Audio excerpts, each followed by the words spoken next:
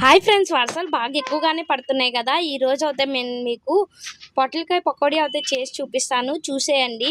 ఇక్కడ అయితే నేను ఇట్లా పొట్లకాయలని పైన తోలంతా గీసేసి కడిగేసి ఇక్కడ తీసుకున్నాను. దాంట్లోకి కొంచెం కార్న్‌ఫ్లవర్, ఇంకా బియ్యం పిండి, నెక్స్ట్ వచ్చేసి బేసను అది కూడా వేసేసుకున్నాను. కొంచెం సాల్ట్‌ని కూడా యాడ్ చేసుకున్నాను.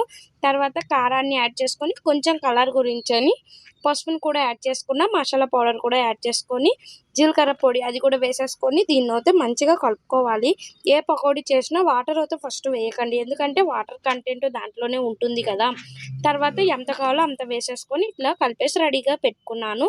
ఆయిల్ అయితే పెట్టుకున్నా. ఆయిల్ వేడెక్కినాక దాంట్లోకి మెల్లమెల్లగా ఇట్లా వేసుకున్నా. మనం పకోడీ వేసినప్పుడు కొంచెం సిమ్లో పెట్టి వేసుకుంటే అంతా కూడా ఈక్వల్గా ఫ్రై అవుతుంది. తర్వాత ఒక సైడ్ ఫ్రై అయినాక ఇంకొక సైడ్ ఫ్రై చేసుకోవడమే. చూడండి, వేడివేడిగా పొట్లకాయ పకోడీ అయితే రెడీ అయిపోయింది. నా వీడియో కనుక నచ్చితే సబ్స్క్రైబ్ చేసుకోవడం మర్చిపోకండి.